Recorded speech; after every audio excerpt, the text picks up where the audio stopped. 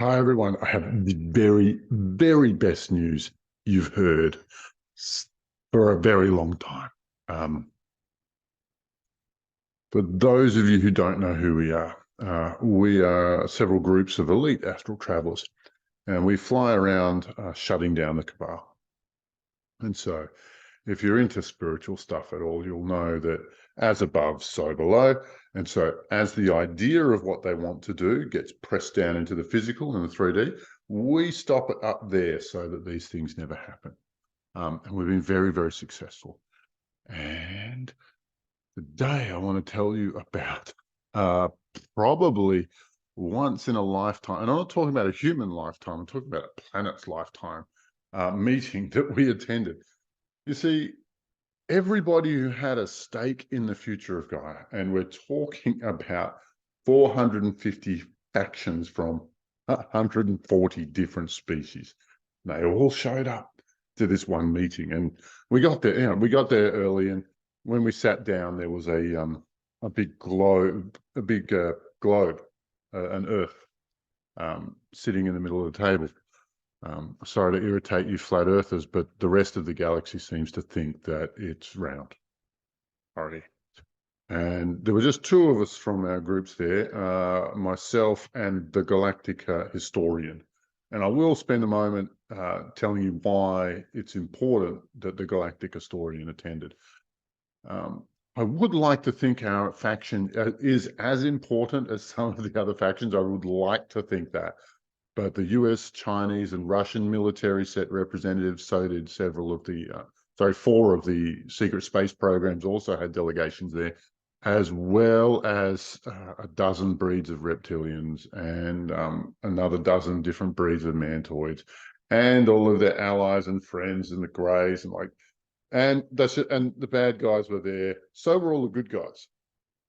And there were many, many different factions of Pleiadians and Arcturians present as well, which I do want to come back to this theme that exopolitics is, as far as I'm seeing it, is really quite naive.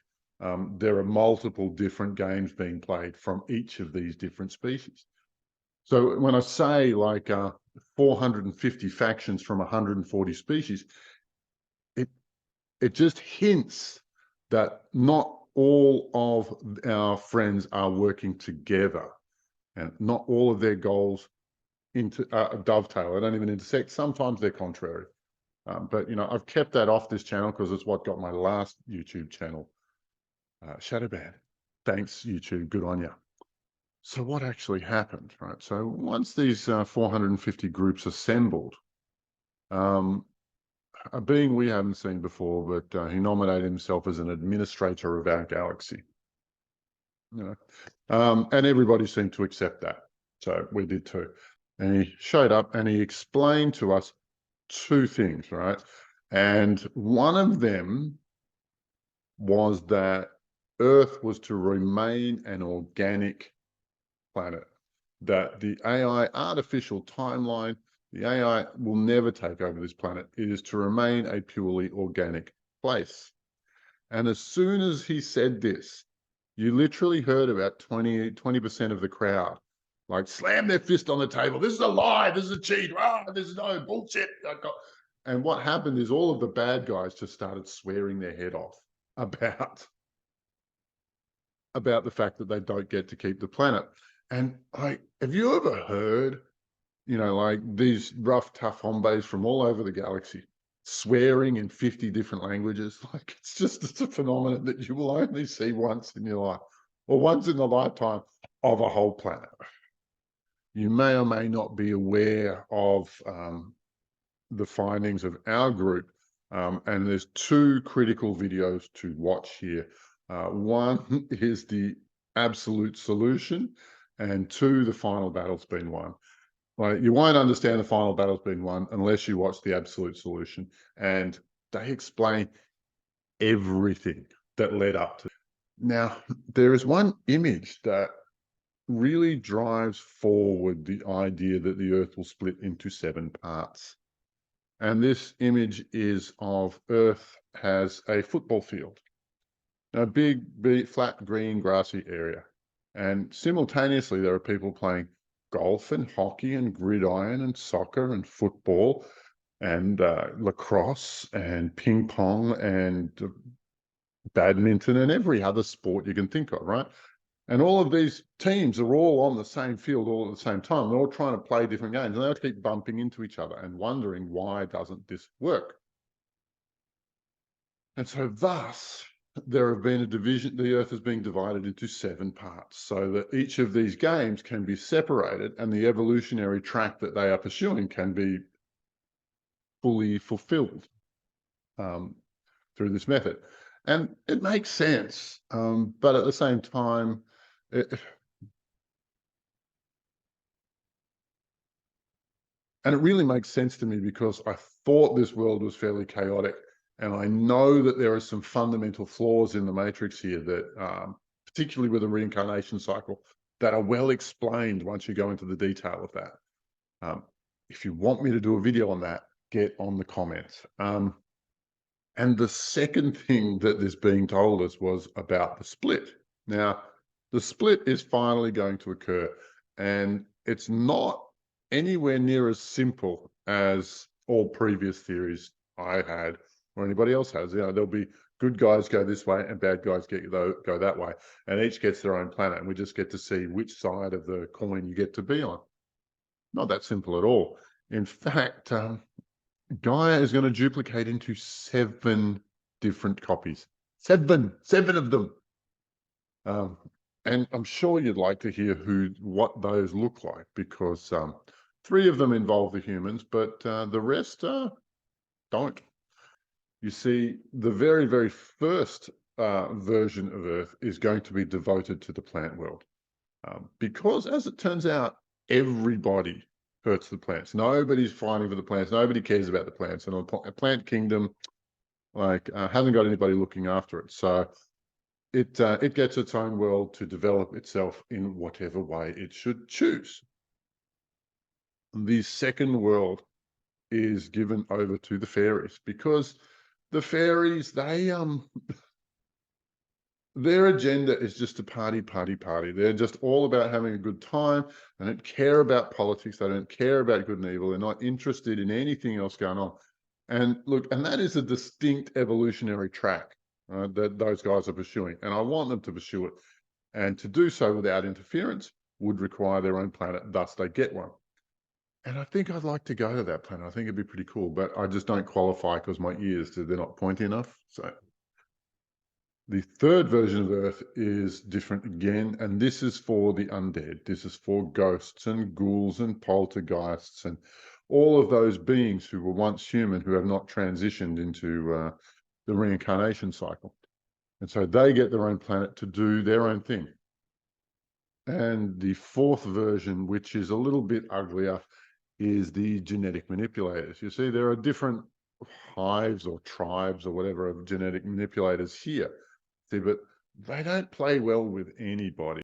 Their absence of interpersonal relationships, or the way they relate to everybody else who's not on their side, is so apathetic, is so careless, is so mean. It just comes off as cruel. And so, to them, we are just science experiments waiting to happen, but we think we're individual beings. And that mismatch, that means they get their own planet so that they can pursue their own goals in their own way and enjoy it to the maximum. And the bit that you're all curious about, what happens to human society? And it gets divided into 3: the good, the bad, and the indifferent. And what do I mean when I say that? Like, all the people who are in service to others, all the people who care about the world, who want to make it a better place, right? These guys all get separated and sifted out, and they get to make, and the world that they live in, or probably if you're watching this, is probably going to be you too. That world becomes a paradise Earth.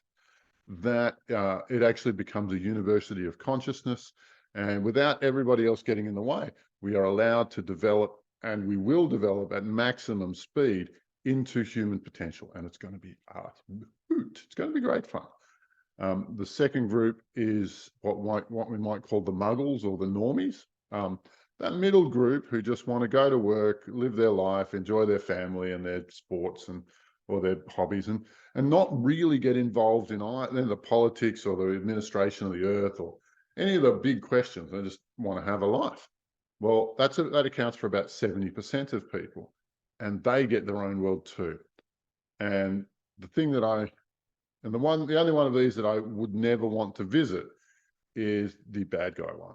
And this is where all of the evil empire and its administrators and its flunkies and its all of the beings who turned their back on their own species to serve the great nothing, those guys, they all get their own planet.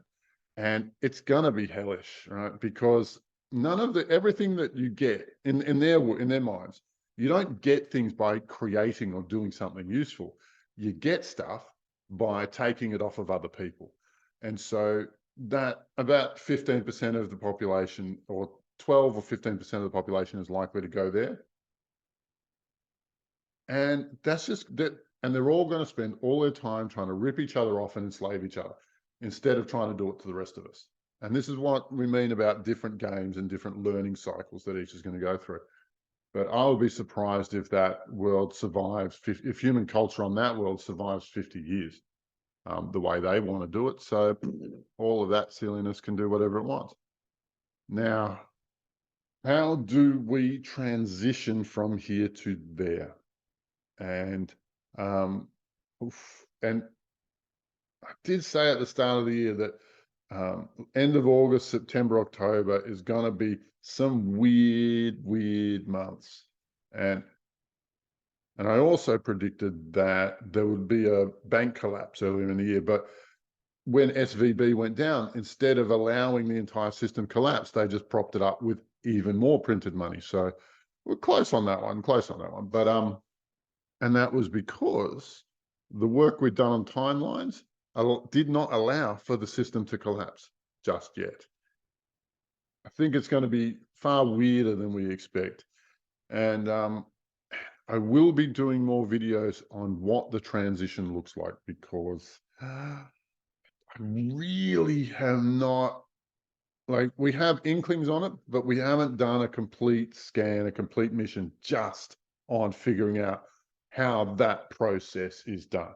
We're identifying where the process goes, what the results are, but what from today to Paradise World, like, it's not a lot of us going. Like, there's not a big number of us going. And so what happens between here and there? What does that look like? What's that going to look like if everybody's missing, if most of the people are not on that earth? And I don't know yet. So I will get back to you on. Now, keep these videos nice and short because I respect your time. I know other YouTubers will spend an hour rambling through the same quantity of information. If you like what you're seeing, like and subscribe, use the little bell. My Patreon please stop ignoring.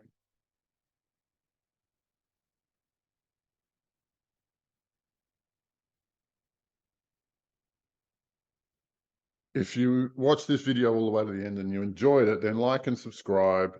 If you want us to keep delivering this kind of stuff, please stop ignoring our Patreon. Please, like, if we've all got day jobs and the work we're doing for the planet is the part-time job, is our hobby now, and it absorbs so much of us.